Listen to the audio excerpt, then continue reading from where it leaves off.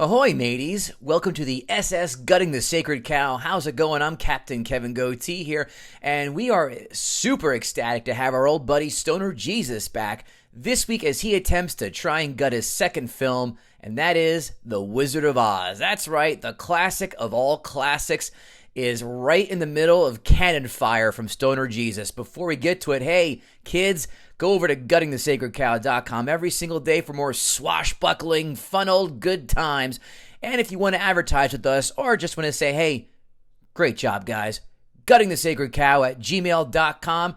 That's it. Hope you're appreciating all the stuff we're giving you every day at guttingthesacredcow.com for our blogs, and we hope you love our episodes. We know you do. The numbers keep going up, so thanks again, and keep telling a friend. And without any further ado, here is Stoner Jesus doing Wizard of Oz. Yeah, I know you got your secrets. Everybody got secrets. Didn't know you like to get wet, dog. Wet sweat, butt naked, ill, sherms, dust, PCP, primos, P-dog. That's what you had. That's what you were smoking. You couldn't taste it? No, I've never done it. You have now. Kevin Israel in that film. Training Day. Oh, he got it. I thought that might have been too off the beaten path. That's one of the quote, like my buddies constantly go, you like to get wet? I do. It's a good one. That's one of the, that's funny. That's one of the quotes that I haven't thought about for our blogs, but my buddies and I actually say all the time. Do you guys smoke PCP after you do, just to keep in touch? Obviously. With the theme? You're very shot out of a cannon. Kevin Goatee, Kevin Israel, back. And we're back with a familiar face, Stoner Jesus, a.k.a. Joe Clare. How you doing, Joe? What's going on? Doing great, Kevins. How are you guys doing tonight? Doing Welcome back, Joe. Fantastically. Joe has chosen a film. I'm very surprised it's taken this long to get to. This has to be, I mean, when you think of all-time classics, it's got to be top 10 for sure. Joe has selected The Wizard of Oz. Yeah, I think when you say classic movie, this is a knee-jerk reaction. The prototype of classic movie. Yeah. Yeah, absolutely. 1939 came out, a budget of $2.8 million. That's a lot of money back in 29. Yeah. And a box office haul of $29.7 million. Turn that into 2021 money. A $52 million budget, $552.5 million haul. This thing made beaucoup bucks. Not bad. There were like 4 movies that came out that year. I know. Of course. And wait till I get to the Amazon 5-star reviews when people talk about what it was like going to the movies then. You'll get a kick. My granddaughter is typing this. Here we go. IMDb, as we know, a 1 through 10 scale with decimal points. Joe, what do you think The Wizard of Oz scored on IMDb? I'll say 8.8. Kevin Israel? 9.1. What? Boy, both of you should get both showcases. 8.9. Wow. You guys were on top of it. Yeah, very well loved. Kevin Israel, Rotten Tomatoes score 1 through 100. You know the drill. Hit me, baby, one more time. This is critics. Critics. I'm going to stay high. I'm going to go 92. Joe. 86. 98. 98. Jeez. 98. Oh, I'm surprised you guys didn't go that high. I at least pegged it for 96 or above when I was doing this work. Audience score. Back to you, Joe. What did the audience score Wizard of Oz? I'll go with 86 again. 86. Kevin Israel? I go 90 flat. 89. So close. All over it. Yeah, you boys aren't too far off. You must be busy bullseyeing womp rats with Luke Skywalker. Quotes the obvious. I'll get you my pretty and your little dog too. A twister. I'm melting. And one of my favorite ones I still use here and there when people want to, be a wise ass, especially when they find out you're a comic. I'll go, how about a little fire, Scarecrow? You want to play this game? You sure? Okay. Kevin Israel, quotes. I mean, you covered it all. This, I was surprised, and there's a lot that in my notes that I didn't pick up on for back in the day, but they say humbug, and the only time I've ever heard humbug before is in Christmas Carol. So Yeah. I guess that was a word that was used back then. That was the only thing that stuck out to me. Let me see. Joe, how about Besides all you? the songs. Well, one I'll bring up here later, a little spoiler alert, is I think I'll miss you most of all, Oh. which annoys me. And it's not it's an observation, but I'll get into it. Okay, good enough. 5 fun facts. The original Tin Man was Buddy Epson, who had to quit because he was allergic to the aluminum dust in the makeup for Tin Man. Bad laydown. Dorothy's daughter in real life, Liza Minnelli, married the Tin Man's son 35 years later after the movie had premiered. Keep it in the family. Number 3, the Cowardly Lion costume weighed 90 pounds, and the actor had to take it off in between takes not to overheat. The costume sold for in 2014 for, want to take a guess how much? Bill and a half. 45,000. Wait, Joe says 45,000. Kevin, your internet cracked out. What was it? Yeah, $1.5 million. $3 million. Holy shit. Farther off. I mean, listen, I will fully, and if I get to that, when I get to that point, I will fully buy a full-size Darth Vader. I will buy all the replica Star Wars lightsabers I can get my hands on. I will get I will get all that stuff. But I could never imagine going to someone's house and then beaming with pride going, there's the Cowardly Lion costume. That just, no. I hope they did something creepy with it. Yeah, like they bought all the costumes and they had them like the human centipede. The lion's It's bending laid over out like Tin Man. a rug. Yeah. The lion's bending over to Tin Man, who's knee deep, and the Scarecrow is knee deep in Dorothy. It's great. Next one. Margaret Hamilton, who played the Wicked Witch, suffered 2nd-degree burns on her face, 3rd-degree burns on her hand when filming the fiery exit scene from Munchkinland. Her makeup was copper-based, aka toxic, and if it wasn't immediately removed, she would have died. Wow. This is a hazardous movie. You want to talk about how unfair Hollywood is? Toto the dog made $125 a week while filming. One of the Munchkins made 50. $50 a week to be a Munchkin. Yeah, much bigger part to be fair. What was that? He had a much bigger part to be fair. That's true. but if you're, I make less than Rin Tin Tin or Hooch. This is horse shit. And now, Kevin Israel, our time for our favorite new subject or segment, Ask a Gutter. Our buddy Newark Knight, Brandon Oglesby, he wants to know, would an adventure through the land of Oz be better on sativa or indica? And which character in the movie would you want to smoke with? Definitely sativa. I mean, there's a lot going on. You want to be as aware and alert for all that as possible. You got flying monkeys coming at you. You got to know how to move and how to react. As far as who I'd want to smoke with, I was thinking about it. I'm thinking Glinda, the Good Witch of the North, would be perfect. I think, you get a really high, some of those inhibitions let loose, and I think she'd be a really good time. Good question. Good answer. Next one, Ty Tannenbaum says, I always found The Wizard of Oz to be cheesy as a kid. They would play it at school during downtime with substitutes. It is safe and inoffensive. Return to Oz is the superior film. I've never seen or had the desire to see Return to Oz because I heard it was a glorious piece of shit. I never saw it either. No. Yep. Our old pal Guama Hairstonell at Llama Lavender. If you had to choose one, would you rather be like the Scarecrow, Tin Man, or Lion? She picks the Tin Man because at least he would get plot armor.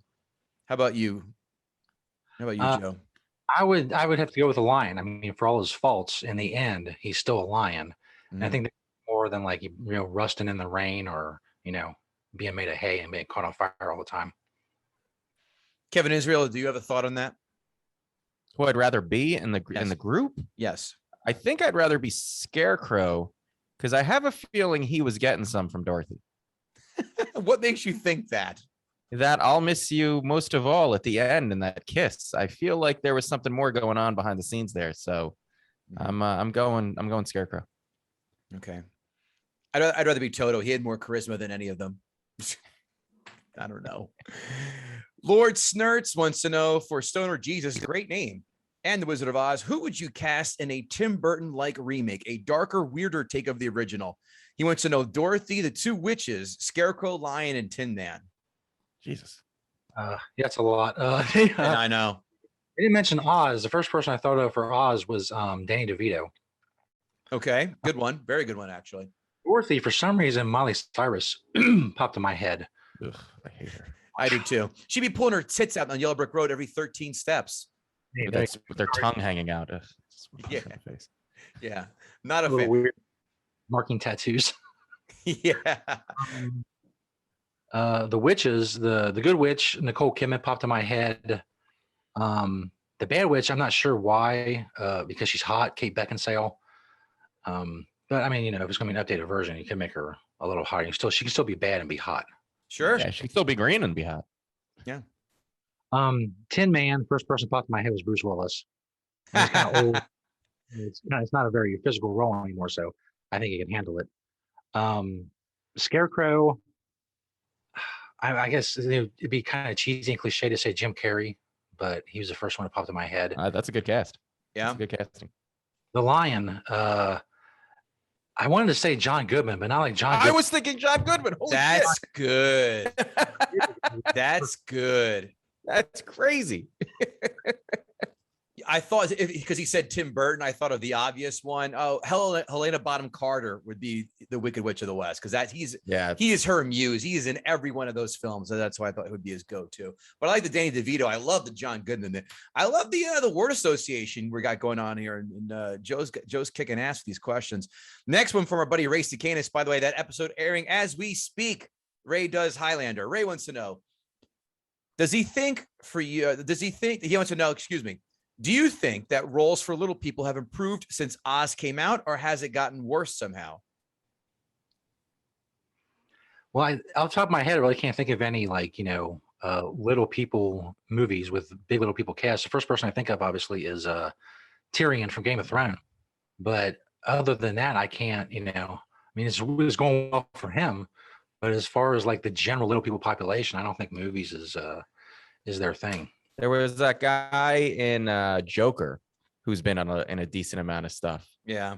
And I mean, it has to have gotten better. I mean, the pay alone probably is a little more equitable. And the guy who was in Willow, which is a terrible film. And then of course the very dead Vern Troyer from Austin Powers films. That's right, he's dead. Wasn't he doing? Didn't he do a porno? I swear to God, I think he did a porno where he definitely was partying with chicks, and there was video or photos of him banging out Playboy models. He lived hard, literally. Yeah. when you can fit into a saddle shoe, I think you only have a short amount of time on this earth, so you might as well go balls out. When you can fit a McDonald's chicken nugget container of 20, it's time to really go nuts. Any other questions? Yes, Taco Shirt Krillin wants to know, have you ever tried the old trick of watching The Wizard of Oz with the sound off and playing Pink Floyd's Dark Side of the Moon on? And if so, does it make the movie better or worse for you? And with a name like Stoner Jesus, I had to ask. Actually, that was an idea I had for my show a long, long time ago, but I never got around to doing it. There was like copyright issues and stuff like that when you broadcast live and stuff, but it was an idea that I had for the show, maybe probably 7 or 8 years ago, at least, something to do for, with commentary and whatnot, but it just, I couldn't see it coming all together. And if the sync was off, it would have been awful. And so I didn't want to put the work in is about the bottom line. Fair. And I don't either, because I don't have to listen to Pink Floyd. There you go. What's the rule is you started on like the Lion's third roar or something, and then it works. You got me. I'm not sure. I have to Google. Yeah. So I tell you what, why don't you guys sync up Dark Side of the Moon to this podcast? And I promise it won't work. There you go. Okay, that does it for all the questions. Now, Kevin Israel, it's time for Joe Clare, aka Stoner Jesus, to gut Gut the sacred cow. Wow, cow. this internet connection is terrible. Yuck. Take it away, Joe. That's gonna be hard to follow, but I'll do my best. There you go. First of all, I'm gonna go back and watch Wizard of Oz like I did. I rewatched it on HBO Max. Make sure you click Wizard of Oz. Don't click the TV show Oz. They're very different. You'll be in for a really rough surprise. Although, ironically enough, one of my biggest pet peeves of Wizard of Oz is the complete lack of violent man rape. So I was just going to say, not enough violent man rape in the Wizard of Oz for my taste. That's for sure. Awful. Hour 41. 1939, as you mentioned, when the movie came out. One of the big things that people say about this movie is very visually impressive, especially when they go to the color part of it. I'm sure it was in 1939. They had a lot of shit going on in 1939. They had Nazis running everywhere. The Great Depression. Weed had just been made illegal 2 years before, but I smoked a lot of weed while watching this movie. I was not impressed. Maybe if I had some like LSD or some really good, good hardcore recreational drugs, I'd have been like, man, this is crazy. This is the greatest movie I've ever seen. But weed is just not enough to get me to that point. Some of the problems I had with the movie, obviously, one of the first ones is Old Lady Gulch comes to take Toto. She pulls this piece of paper out of her purse or whatever and hands it over. And it has to these, to Dorothy's people, it has like the force of law. She's just some woman who says, hey, I got this piece of paper from the sheriff. He says I can take your dog. They look at it and say, well, she's got this piece of paper. She can take the dog. And they let her take the dog. I don't know what kind of law allows for that, but I'm not a 1939 legal scholar, but that seemed rather odd to me. Professor Marvel in the beginning, he's a really bad swindler. He's got the whole thing down, what he's doing. But in the end, he swindles Dorothy, but he doesn't get any money or anything from her, and she just runs off. But he gets better at that later in the movie. Dorothy, during the tornado, she gets locked out of the cellar. And I don't know, this may be a weak point, but it struck me as odd. When they're in the cellar, I don't know how loud it is in the cellar with the tornado outside and whatnot. I don't know how loud it is down on the ground. But she's thumping and kicking on this door. Not long, it seems, after they went down in the cellar. It seems to me that they heard that. I think that they knew exactly what was going on, but they weren't going to risk. They figured this was their chance to get rid of Dorothy. So they want to risk letting her into the cellar. But I got to think, with the lack of tornado noise down there, they heard her thumping, and they were trying to kill her. Obviously has a very vivid dream. I mean, the dreams I have, there's like 3 people in them, and I'm one of them, and nothing's ever going on. Her dream has 500 extras, like 50 speaking parts or singing parts, if you will. And it seems like a lot. Obviously, she gets in the head, but the first thing I thought was, what does she had to eat? Like before this, she has some kind of Indian food or whatnot. And I don't mean the Indian in the offensive way of saying it. I mean Indian food as in food from India that will give you explosive diarrhea. But of course, we learn later on in the movie, thankfully, that it's not anything like that. She just has like some serious brain trauma and probably a concussion and maybe brain damage. And it was a weird note to end the movie on, I thought. But Dorothy having brain damage, I guess, was worse things. I'm pretty sure there weren't many Indian restaurants in Kansas, let alone Indian restaurants in Kansas circa 1939. Maybe one. Maybe a Thai place. Maybe that's what did it. I don't know. Now, I do have to give credit where credit is due.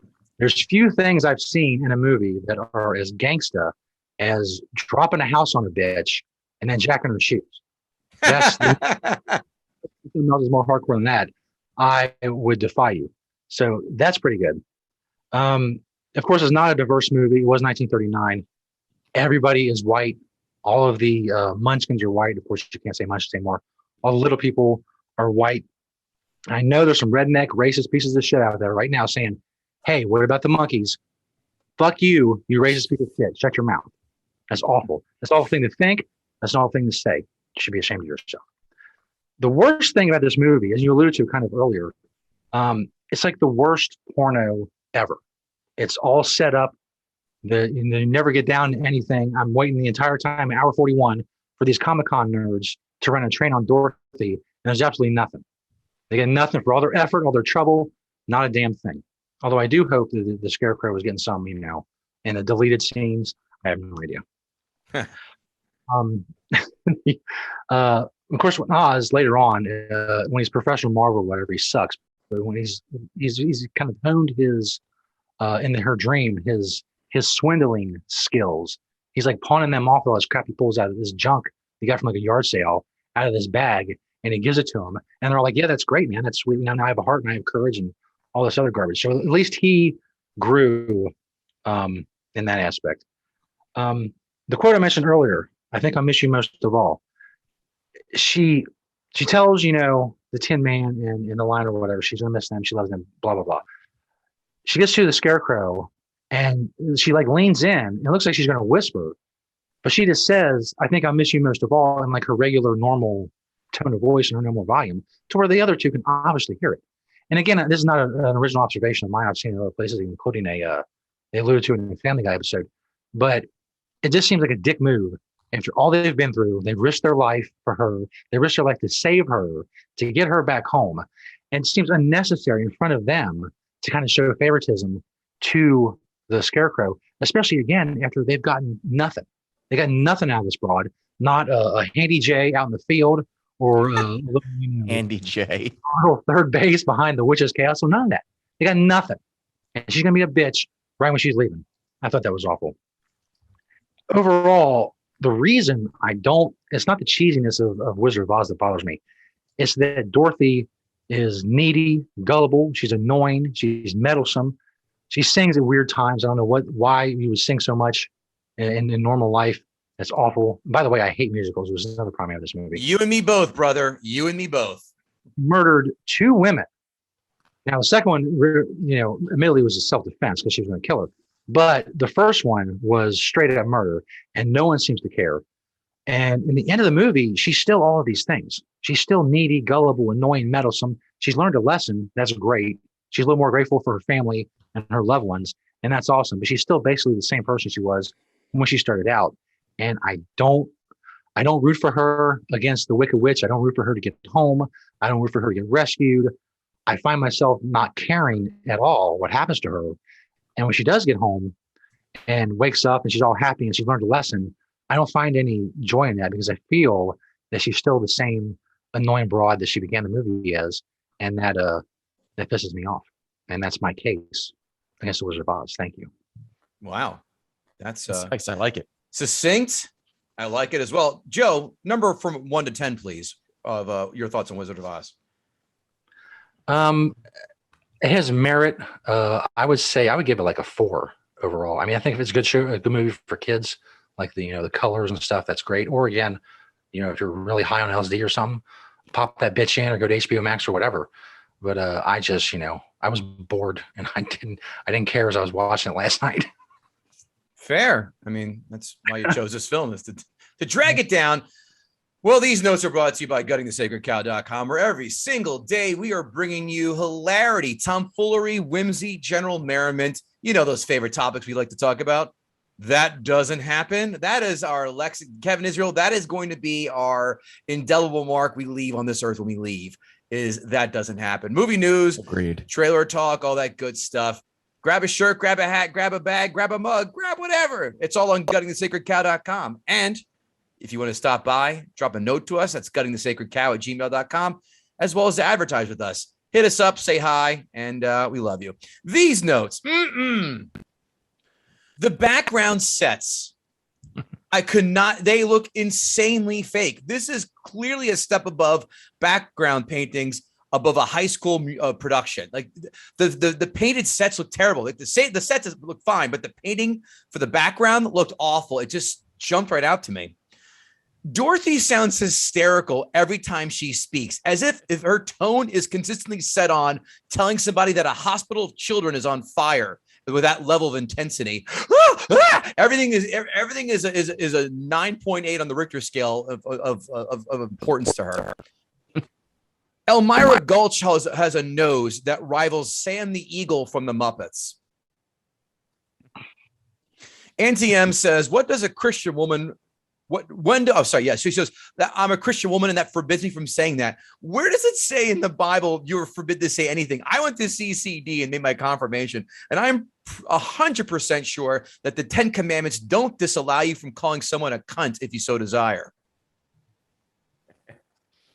When the fortune teller put on the turban, I had no idea that just putting on a turban would magically give you the powers to tell the future. Because if that was the case, you would have thought Nick Cannon would have learned his lesson by wearing a turban, would have noted, hey, these rap albums not going to sell well, are they? Fortune teller, you know how this is how we're going to get these fortune teller fraudsters out of here. If someone says they're a fortune teller, I want you to tell me, what is my number one term search when I type in for porn sites? What's my go-to term in porn sites? If you can answer that question, I'll listen to what you're saying. Funny in how her, what's that? What'd you say? Cuck? No. No.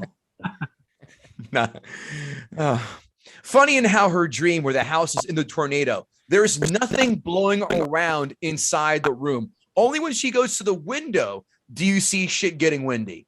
I guess they forgot a little thing called aerodynamics, how wind works. An open window, shit's gonna blow around. It's also funny how you see a Kansas house get sucked up in a tornado and you don't see a bunch of Mountain Dew Code Red bottles, WWF wrestling belts, and a Marbo canoe bought with miles go flying around her house. Mm-hmm. For all of you on the podcast, they're smiling and nodding. They're not laughing out loud. I know it's an audio more than anything else. By the way, you can put in the laughter post. I don't do that. Only the sound effects. A village of little people equals 4 million eons of good luck if you tussle each of their heads. Just want to do the math for you folks on that one. The Lollipop Guild are throwing up signs that closely resemble Heil Hitler. Imagine if they were a hate group, they'd be called the 1/3 Reich. Hey, that's good. This film had to have been the inspiration for Alvin and the Chipmunks, one of the lamest cartoons this country has ever had to endure. I haven't seen that many short people since I went to DJ's in Belmar 20 years ago.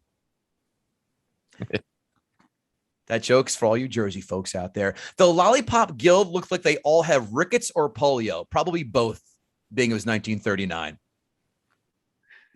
Funny how the witch just wanted to take Dorothy's shoes, and 70 years later, people were getting shot for their Air Jordans. I dare call this film a trendsetter. I do think it was a masterful colorization with this film. It still pops, considering. It does. But these set pieces, I said before, they look faker than Pam Anderson's tits in 1995. They had to work on that part. The lines, Dorothy asked a great question to the lion. How can you talk without a brain? And he goes, well, some people can. Yeah, they're called Philadelphia Eagles fans. Ha. There it is. The talking tree sounds like he's one more pack of Marlboro Reds away from a voice box. Can someone explain when every character is introduced, they have to break out in song and dance? Is this mandatory in this film?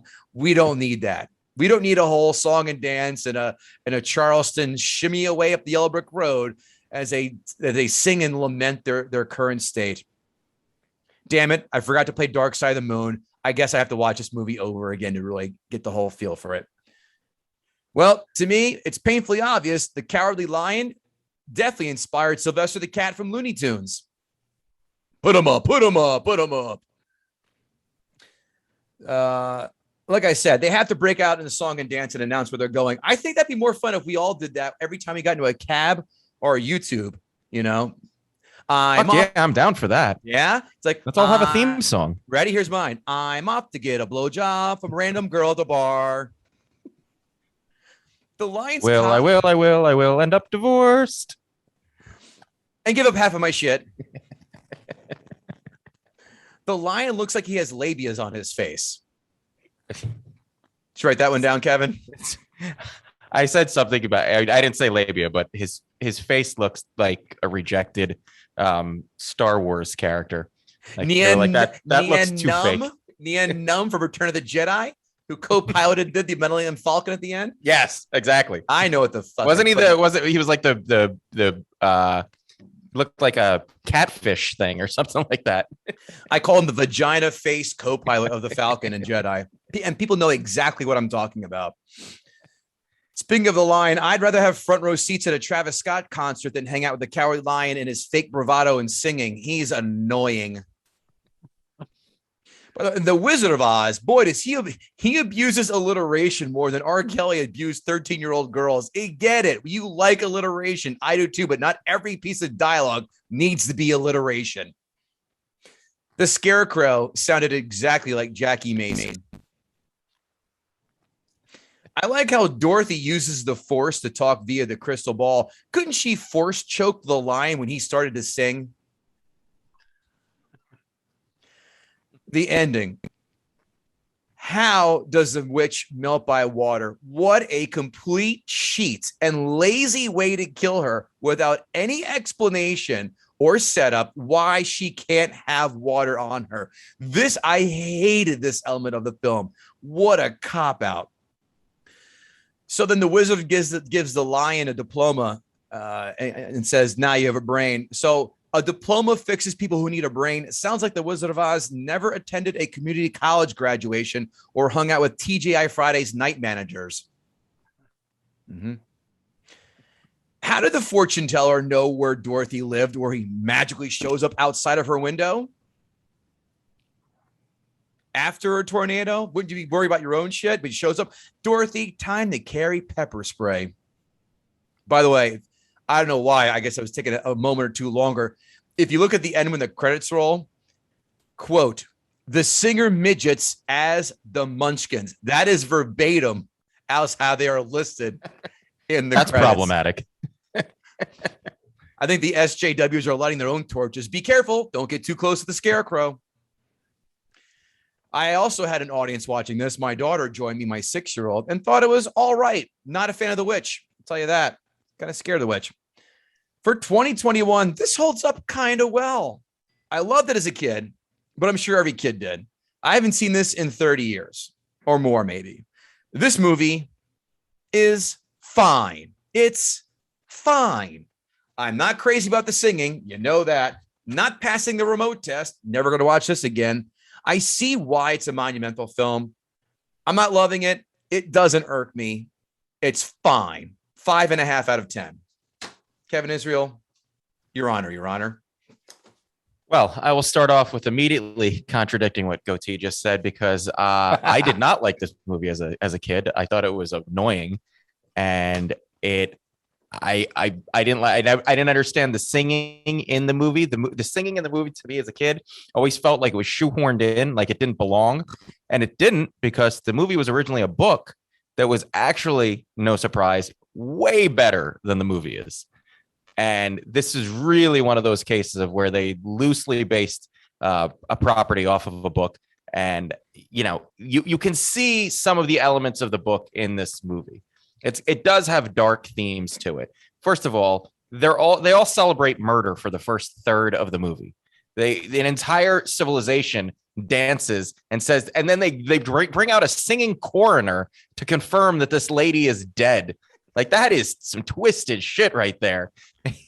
and then everybody just starts celebrating that this lady's. I get that she was bad, but holy shit! And this is for some kids, this is like one of the first movies they saw, and they're like, oh, we get to sing when somebody dies. That's just a weird. But in the book was very dark. The travels that she went through and the different adventures that they met were all violent and scary. And you see some of that in this. Obviously the flying monkeys are creepy. I can't remember what the soldiers were called, what the witches' soldiers were called. The Winkies or something like that. They were also very, and it might have only been in the book that they called them anything, but they were also there. They were also creepy. The tree throwing those trees were it was all kind of there, but then it was sort of Disneyed down. Not that this is a Disney movie, but sort of Disneyed down for kids. But this still really doesn't play like a kids movie. Like it doesn't feel like it's scary in the beginning. There's the tornado. It's as a kid, it's a traumatic thing to watch. And by the way, Dorothy lives in Kansas. She clearly is prepared for tornadoes, and she runs into the house. I've never seen a tornado. I don't live in a tornado area. And I know the first thing you do is you have to stand under a door jamb, the door, right. The frame. No, it's an earthquake. That's an earthquake. For a tornado too, because it's this sturdy portion of the house. Or you go in the bathroom and get into the bathtub. Those are the two things you do. And she just runs into her bedroom, and then like I think Kev said, she gets hit in the head by some mysterious vortex of weather versus non-weather. Must have been a pressure thing, and then she's just out on the bed. So she's horribly prepared for this. But the story in whole is based around two kind of MacGuffins. One is these ruby slippers that are supposedly powerful. The witch really wants, but you never find out exactly what they do or why they matter. It's more vague than the One Ring in Lord of the Rings. Like, everybody wants to get this. It does something, but nobody ever knows really what it does until the end, when she finds out, oh, she had the way to get home the entire time. Like, and the witch gives her this bullshit, like, you needed to figure out how to get home. Like, fuck you, lady. Like, you knew what I was going to go through. Yeah, you know what would have been better than the lesson I learned? Not nearly dying 3 times. How about that? How about you just told me how I could get home, and we skipped over the lady with the fireball and the crazy apple throwing trees. But the witch, speaking of the witch, the good witch clearly was the inspiration for the Ghost of Christmas Present in Scrooged. And if you haven't seen it, I never even occurred to me, but she was clearly completely recreating that character. And I love Scrooge. So that immediately jumped out to me. Didn't think of that. Fantastic observation. Well done. Thank you. This movie should have been more of an epic adventure. And I hate to keep going back to the book. We had all of it. And Kev loves when I relate things back to my Dungeons and Dragons days. But this had all of the elements, almost like a Lord of the Rings. Like, you had the kind of the reluctant hero character in Dorothy. You had, she slowly acquired her band, her team, her party of adventurers who each had an ability that was necessary. It's actually not clear really what the Tin Man did, but he did have an axe, and I mean, I guess he chopped up that thing. But he could have been the warrior. Lion served a point, and the Scarecrow was the thinker. And then they go on, and they have some adventures, and then they get to the final big bad guy, and they do battle. Which, by the way, and Kev was right. Water, really? That's what killed her? Just a splash of water, not even like making her drink water or like just one splash of water and she's dead. Mm-hmm. That's a terrible, terrible weakness. That's like M. Night Shyamalan did that with what's his name in Unbreakable. Water was his weakness, and then he died in a puddle. So I guess that seems appropriate. But there really felt like there could have been a lot more with this, the story, and as far as the actual adventure that was happening. The music is all horrible. Mm-hmm. I mean, it's obviously Somewhere Over the Rainbow is a classic song, but the rest of the songs are just all painful to listen to and to try to get through. And then the Lion gets this second song towards when they're in the Emerald City. I don't even know what he was singing about. Something about he wants to be the king of the animals or whatever. Yeah. And it was just a terrible, terrible song. I don't hate musicals nearly as much as Mr. Goatee does, but this was a absolute brutal one. Also, wow. And if you don't, I am a huge dog. And if some lady showed up at my house and that said that she was going to put my dog to sleep, I would beat the shit out of her. And I would never hit a woman. But if you're going to come after my dogs, fuck you. And Dorothy just sits there and cries and lets her take no, that's not going down in any way, shape, or form. And you're right.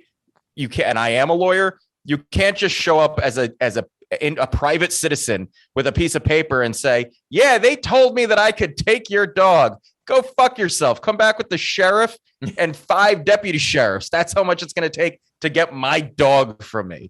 With shotguns, because you're going to need them. Yeah. It's going to be a long night for everybody. And my other question is, how old was Dorothy? because she looks like she seems like she's supposed to be about 14 or 15. She talks and acts like she's 8. But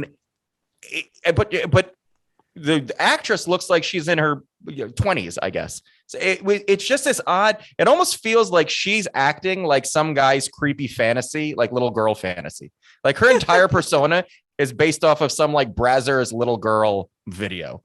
And it's so creepy. And that's why I said at the end when she goes, "And I'll miss you most of all," and she goes in for the kiss, I was like, what the fuck is happening? What did I miss between these two? Was there something edited out? And Kev, it was also a good point. The giving them the diploma. He goes, and everybody has a diploma. I spent 4.5 years in college and got a diploma, and I don't think there's any proof that I have a brain, and I would not go around bragging about it. Still, look, this movie, I didn't like it as a kid. I still don't like it as an adult. It's the acting is painful, and I get that you have to take into account some of the time period, but the acting is so painful. The last scene when she wakes up and they all start coming over and he's like, "You remember me, don't you? I'm Hunk. And you remember me, don't you? I'm whatever his name was." It's like, dude, she got hit in the head. She didn't become retarded. Like, what do you like? What? She knows who you all are, but then she actually acts like she's suddenly an idiot because she's like, "Don't you all believe me? Oh yeah, sure, we believe you that the house flew to a magical land full of munchkins and flying monkeys. Yes, absolutely, we believe you." 14-year-old girl who acts 18 but acts 8 and looks 20. So yeah, I didn't like it as a kid. I like it even less as an adult. I'm on the verge of having a child, and I actually said to my wife, I hope we never have to make our kid watch it. There's so many better kids movies out today, and this hopefully will not be on the list. I kind of hate you for making me have to watch this movie again. Wow. But luckily it is kind of short for me. This movie, I'll grant it the historical significance and give it a 3. I'm on the high end, it sounds like, huh? And 5.5. I mean, it's fine.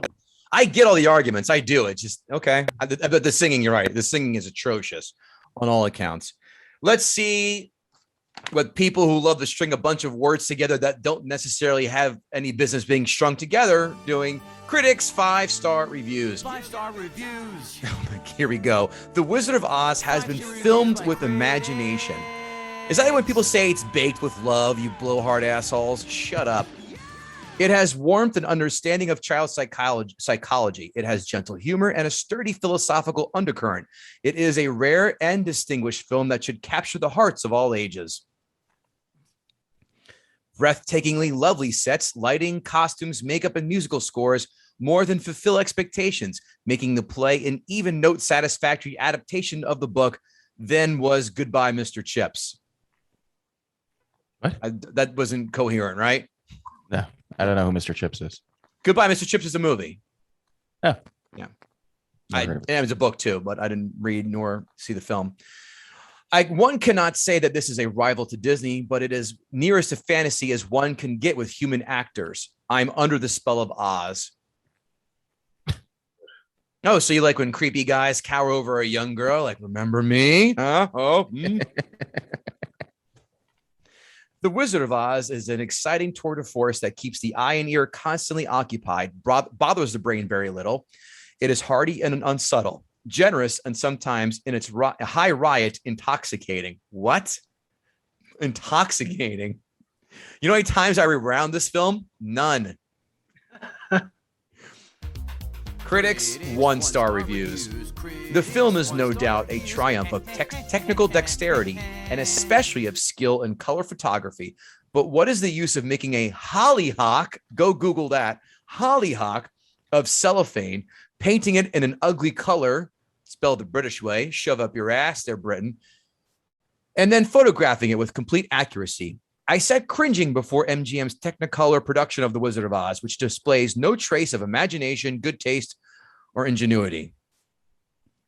The story, of course, has some lovely and wild ideas, but the picture does not know what to do with them, except to be painfully literate and elaborate about everything. Raise your hand if you know what that person just said. I'm not going to pretend to even try. Words. Yeah. Again, English lit degrees are the bane of our society now, kids. And those are only the 3-star review. Oh, sorry. 3 of the only 1-star reviews we've had. That's all they had for 1-star reviews for the critics. So people love this shit. Amazon 5-star reviews. Bought for my 30-year-old brother last year. We had it on VHS as a kid, but it got recorded over at the end, so he had never seen the ending. How many times did you record over stuff when you were young with the VHS recorders? That's always sucked. It was his favorite movie as a kid when he was young. He even wanted to be the Scarecrow when he grew up. He was diagnosed with a genetic condition that would eventually take his life, and suddenly, but we weren't sure how long he had left. Could have been minutes, could have been years. I bought him this movie last year so he could finally watch the ending. His best friend had asked him what his favorite Christmas gift was, and he said this DVD was, and he asked his friend to watch it with him. So 2 30-year-old men sat and watched the movie they loved as kids.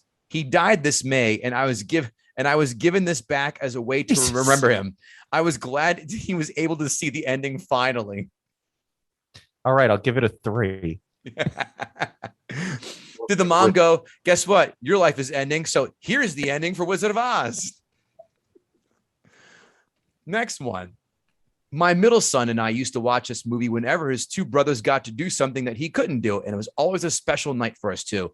So his birthday is around the corner, 49. And I found a drinking bottle with the Wicked Witch on it saying, don't make me drop a house on you. So getting this movie, some popcorn, movie candy, etc., will bring back the many times the 2 of us stayed home when his brothers got to do something that he couldn't. So we each had our own special night with this movie that he loves and some movie treats for one of his birthday gifts. He used to hide behind me when the Wicked Witch would come out flying out and say, I will get you, my pretty, or when the flying monkeys would appear. I know this will be a fun gift, one he will enjoy and love to share with his family. I will also enjoy seeing it too. I remember seeing this as one of my first movies that had color in it. Movies were 15 cents, so I could have a quarter and go to the movies and have a treat with my quarter. Signed, Judd Apatow's editor. Wait, I forgot one quick anecdote I wanted to tell. And since all of these reviews are about their childhood experience with it, the first time I saw this movie, my dad had somehow, for some reason, my whole family sat down and decided we were going to watch a movie, and it was The Fly. Oh, which one? The original? original. Okay. The original. And I was 8, maybe 7 or 8. And the movie still scared the shit out of me. And so my mom was like, this isn't a movie for kids. So I turned the channel and Wizard of Oz had just started. So my mom was like, oh, we'll watch it. It must have been around the holidays, I guess, because I think they always play it around Thanksgiving or Christmas. And so we sat and watched that. And I think we were about halfway through the movie. And I said, can I just go to bed? And I went to bed. Could you go back and watch The Fly? One year as a child, there was a hurricane. My mother flipped back and forth using the VHF and VHF knob and adjusted the antennas, but we could only watch it or listen to it, one channel or the other, while the storm raged outside. So I think this means more to us older people than today's instant gratification crowd. We had waited all year for the Wizard of Oz. Signed, Sam Champion. That is true, though. Corolla made actually a good point. He goes, whenever I wanted to watch the Rudolph the Red-Nosed Reindeer, it was one time a year. Now my kids can go on YouTube and watch it whenever the hell they want to. And there was no more, there was no higher level of intensity yelling while you're in the bathroom or in the kitchen going, it's on, it's back on. And you have to run, book from the other room and get in there and slide on the floor before you missed a second. I often watched Wizard of Oz as a young boy, but viewing this classic as an older man was like watching the movie anew. The songs, of course, are unforgettable, but what went unnoticed as a child was the clever lyrics and dialogue and deep philosophical themes of this surprisingly adult story. Death is everywhere. Why does Dorothy love with her Uncle Henry and Auntie Em? Where are her parents? When she lands in Oz, her farmhouse kills one of the wicked witches. The Munchkins then celebrate the death of the witch in song. Later, as her time is running out, Dorothy is captive of the second wicked witch, who tries to kill Dorothy. Dorothy then inadvertently kills the second wicked witch by pouring water on her. That is a good question. Where are the parents? What happened to them? I want to say, I think the book explains it. And her parents died, and she had to move to Kansas to live with her aunt and uncle. And that's almost one of the reasons she creates this whole fantasy. It's like a coping mechanism. Oh, Did her parents die of a house falling on them too? Obviously. Amazon 1-star reviews. Clearly not as advertised. Disc made in Mexico. And to top it off, I have to spend $6 to send back and drive 12 miles to drop it off. You need more drop-off locations, whatever program determines location drop-off, because 12 miles is ridiculous. We'll send it back on my own, but what a pain. Spent way too much with Amazon for them to start nickel and diming. Or you could just let the mailman come pick it up, which is what I do when I return stuff back to Amazon. Or move out of bumfuck Texas, wherever you live. She had to drive to the general store in town to pick up some goods, paper goods. The Pony Express only comes around twice a month. I guess driving down the mountain in a snowstorm is a bad idea, not a good time. My youngest son wanted to watch this movie, so I rented it, only to find out it's on black and white. Needless to say, he didn't watch it. Total waste of money. I'm going to guess that they only watched the first 20 minutes of this film. That's amazing. I was supposed to get Oz the Great and Powerful, Escape, Sugar Hits, and the great classic, The Wizard of Oz. But I got a Dreamcatcher ornament that was addressed to the wrong residence. And get this, it was addressed to a woman, and no woman has been in that place. It's empty. He's using the reviews as his own personal message board. Yeah. What, I guess he doesn't know about the misconnection sections on Craigslist. And my last review of this section, and I think the most, powerful. Ready? America is free.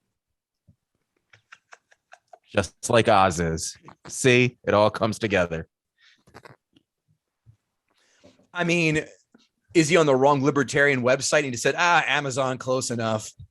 What film? Wizard of Oz? Fuck it. Let's make a message there where people will scratch their head, where people scratch their heads and go, huh?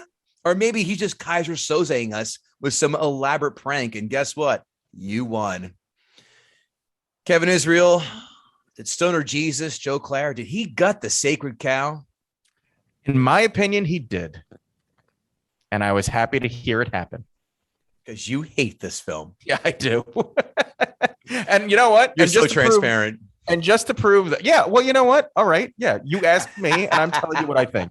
And just to prove that I'm not a heartless asshole, because I feel like people are going to be like, how could you hate this movie? My wife walked in and saw me watching it and she goes, ugh, I hate this movie. And I was like, and this is why we're married. Oh, how cute.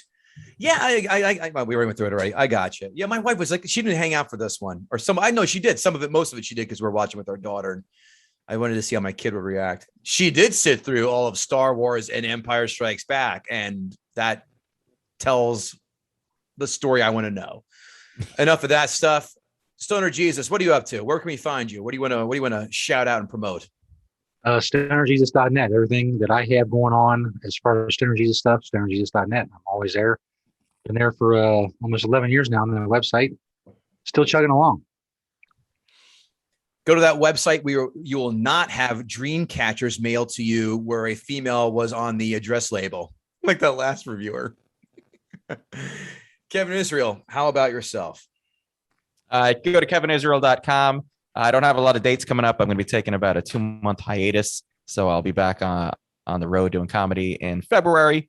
But check me out there. And more importantly, please leave us a 5-star rating and a quick review on your podcast platform of choice. It helps us so much. We see every time we get some good reviews, we get bumps. It really helps us and it makes us happy. And then Kevin Goatee gets to post these great little acknowledgments of these reviews and shout out some of our favorites. So please do it. You might get acknowledged. And if nothing else, you'll make 2 little boys very happy. You might get acknowledged. You will get acknowledged because we're not as big yet where I don't have to ignore all the fans or we don't have a social media person doing it for us. Act as if, Kevin. Here's it. Let's pull the curtain behind like the Wizard of Oz. Ha. KevinGoatee.com. Check out for my horrible NFL picks. I've been ice cold, so just fade me for the last week or two. Yuck. But more importantly, guttingthesacredcow.com. Check us out. Tell a friend. That's all we ask. Tell a friend. that we're just the best damn movie podcast out there. Stoner Jesus can acknowledge that. And he knows damn good and well. See, there you go. And guttingthesacredcow.com, guttingthesacredcow@gmail.com. That's it, guys. Listen, Stoner Jesus, thanks again for coming and hanging out. We enjoyed you the first time with the taxi driver argument, and that's why we had you back. Yep. So we loved having you. And thanks again, everybody. Take care. See you later.